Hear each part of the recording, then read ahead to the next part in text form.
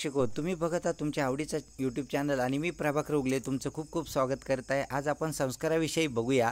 संस्कारी जीवनामध्ये फार महत्त्वाचे असतात। त्या संस्काराच्या बळावरच आपण जीवनामध्ये अत्युच्च स्थान प्राप्त करतो आणि हे संस्कार आपल्याला आईकडून मिळतात।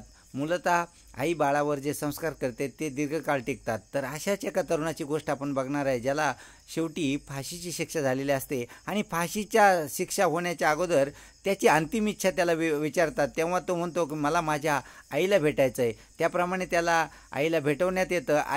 आई येते आणि त्या आईला तो कडकडून मिठी मारतो आणि कडकडून मिठी मारताना तो गालाचा चावा घेतो। त्यावेळेला न्यायाधीश विचारतो की तुम्ही असं का केलं?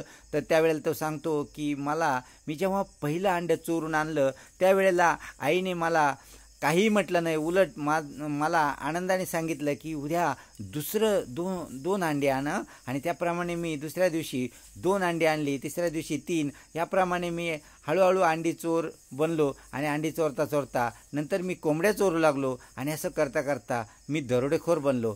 दरोडा टाकता मी मोठे मोठे घरं फोडी करू लागलो आणि त्यानंतर मी मोठा दरोडेखोर बनलो आणि त्यानंतर एक दिवस मात्र मी पोलिसांच्या हाती लागलो आणि पोलीस मला पकडून जेलमध्ये टाकलं आणि जेलमध्ये टाकल्यानंतर माझ्यावरती केस चालली आणि केस चालल्यानंतर थोड्याच दिवसामध्ये केसचा निकाल लागला आणि मला फाशीची शिक्षा सुनावली गेली आणि फाशीच्या शिक्षेच्या दिवशी आज मी तुमच्या समोर आहे। आणि या आईने जर मला पहिल्याच दिवशी अडवलं असतं आणि मला माझ्या एक थोबाडी दिली असती तर मी ते अंडं पण चोरलं नसतं, पुढे चोर बनलो नसतो आणि एक सुजाण नागरिक बनला असतो देशाचा। मलाही माझा संसार मी थाटला असता, परंतु त्या गोष्टी मी करू शकलो नाही। त्यावेळेला आईने मला अडवलं नाही आणि म्हणूनच हा चावा मी तिच्या गालाचा घेतला की प्रत्येक आईने आपल्या मुलाची जी काही चुकीची बाजू आहे त्याच्यावरती पांघरून कधीच घातलं नाही पाहिजे।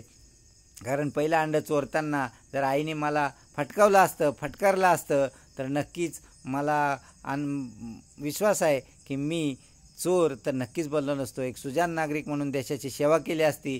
परंतु आज मला समाजात सुद्धा स्थान नाही, कारण मी एक दरोडेखोर आहे, गुंड आहे। तेव्हा संस्काराची खूप आवश्यकता आहे। तर मुलांनो, या गोष्टीद्वारे मित्रांनो आज आपण हे शिकतोय की संस्काराची फार आवश्यकता आहे आणि आई वडिलांकडून जे संस्कार मिळतात तेच दीर्घकाळ टिकतात आणि तेच जीवनाला अत्युच्च ठिकाणी घेऊन जातात। धन्यवाद मित्रांनो, आजच्या दिवशी एवढंच।